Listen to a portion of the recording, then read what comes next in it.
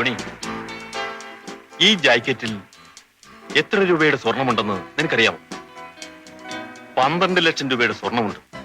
ഇത്രയും സ്വർണം രാവും പകലും ഡ്രൈവ് ചെയ്ത് എല്ലാ റിസ്കും കവർ ചെയ്ത് ചെങ്കോട്ടയിലുള്ള അമീർ സാഹിബിന് എത്തിച്ചു കൊടുത്താൽ നമുക്കെന്ത് കിട്ടും?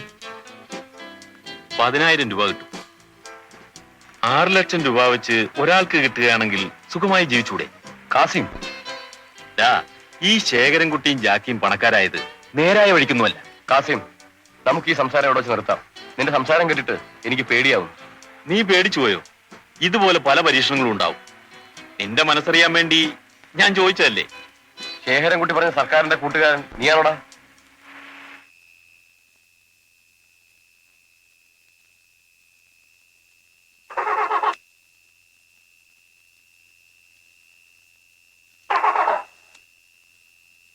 ജോണി, നീ നോക്കി.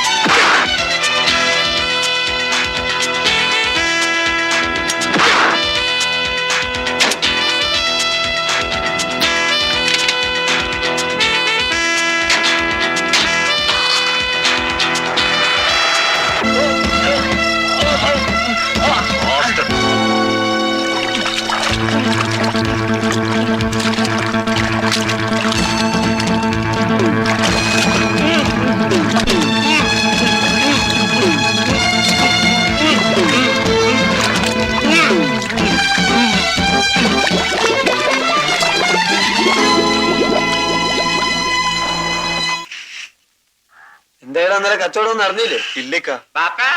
ഒന്നും ഉണ്ടായില്ല. രാവിലെ തുടങ്ങിയല്ലോ മനുഷ്യനെ വെറുപ്പിക്കാൻ. ചായ.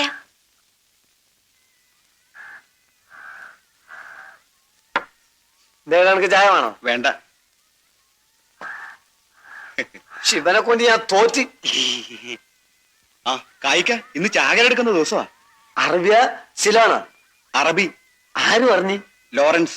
വഹാബിനോടും ശശാങ്കനോടും തെക്കോട്ട് നേരത്തെ നീങ്ങാൻ ലോറൻസ് പറഞ്ഞിട്ടുണ്ട്. ആ കായിക്ക, ഷാഹുൽ ഇന്നലെ നല്ല കോളായിരുന്നു. ഹിപ്പിയോട് ഒരുപാട് ഇറങ്ങിയിട്ടുണ്ട്. മുടിഞ്ഞോൻ ഓന്റെ വർത്താനം മേലാൽ ഇവിടെ പറഞ്ഞു പോകരുത്. ഹലോ.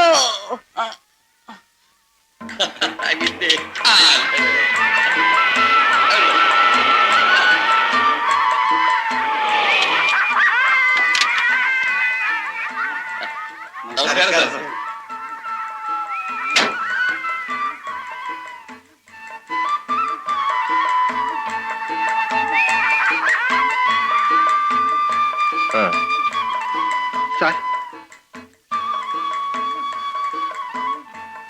ജനേമേ, ജനേമേ, ജനേമല്ലേ ഇവിടെ? അമ്പലത്തിൽ പോയിരിക്കുക.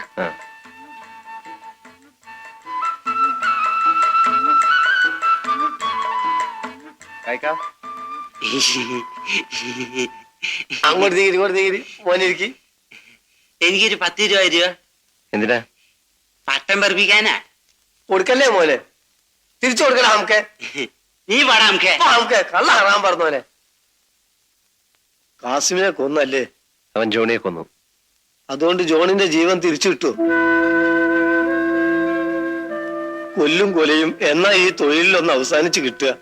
ഈ തൊഴിൽ നിലനിൽക്കുന്നിടത്തോളം അതുണ്ടാവും, തുടർന്നുകൊണ്ടേയിരിക്കും. ഷാഹുൽ എവിടെ? മോനകത്തുണ്ട്. എന്തിനാ? അവൻ കഞ്ചാവ് കച്ചവടം തുടങ്ങിയെന്ന് കേട്ടു. എനിക്ക് അവനെ ഒന്ന് കാണണം. കാലത്താണ് വന്ന് കിടന്നത്. ഞാൻ വിളിക്കാം. ഷാവുലേ, അല്ല ഷാവുലേ, ഷാവുലേ. ഞാൻ പറഞ്ഞു നോക്കി, ആര് കേക്കാൻ? ഒന്ന് പറഞ്ഞ 10 തർക്കുത്തരം പറയും. അതാണ് ഓന്. വാപ്പ എന്തിനാ വിളിച്ചത്? ഷാഹുലെ, നിന്റെ പുതിയ കച്ചവടം എങ്ങനെയുണ്ട്? തരക്കേടില്ല. നിനക്ക് ചേർന്ന തൊഴിലല്ല ഇത്, നീ നിർത്തണം. എല്ലാവർക്കും സ്വർണ്ണ കച്ചവടം ചെയ്യാൻ സാധിക്കൂ?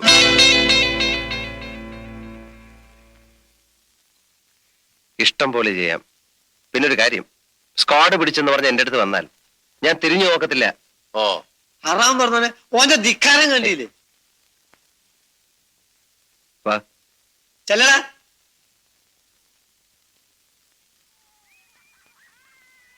നമ്മൾ ചെയ്യുന്ന തൊഴിൽ അന്തസ്സുള്ളതാണെന്ന് എനിക്ക് അഭിപ്രായമില്ല. ഇരട്ടി ലാഭം കിട്ടുന്ന ബിസിനസ്സാണ് കഞ്ചാവ് കച്ചവടം, എനിക്കറിയാം. എന്നാലും ആളെ കൊല്ലിക്കുന്ന ഈ ബിസിനസ് നമുക്ക് വേണ്ട. പിന്നെ ഞാൻ എന്ത് ഈ സോപ്പും ചീപ്പും കണ്ണാടി ഒന്നും വിൽക്കാൻ എന്നെ കൊണ്ട് സാധിക്കില്ല. വേണ്ട, ഇഷ്ടമല്ലെങ്കിൽ നീ ചെയ്യണ്ട. നിനക്ക് ജോലിക്ക് പോകാൻ താല്പര്യമുണ്ടോ, അതോ സ്വന്തമായിട്ട് എന്തെങ്കിലും ബിസിനസ് തുടങ്ങണോ? നീ ആലോചിച്ച് മറുപടി പറഞ്ഞാൽ മതി, ഞാൻ നിന്നെ സഹായിക്കാം. പക്ഷെ നീ എനിക്ക് വാക്ക് തരണം, നീ ഇനി കഞ്ചാവ് കച്ചവടം ചെയ്യില്ലെന്ന്. ഞാൻ വിശ്വസിച്ചോട്ടെ? ഞാൻ പോട്ടെ.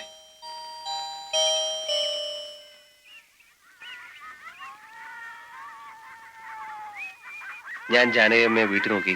ഞാൻ അമ്പലത്തിൽ പോയിരിക്കായിരുന്നു. ഇന്ന് അവളുടെ പിറന്നാളാണ്. സാഗർ പോയിരുന്നു. അവളെ കണ്ടോ? ഇല്ല, ഞാനിന്ന് പോകുന്നുണ്ട്. പ്രസാദം കൊടുത്തേക്കാം. ജ്യോതിയോട് വല്ലതും പറയണോ? അമ്മയ്ക്ക് സുഖമാണെന്ന് പറഞ്ഞാ മതി.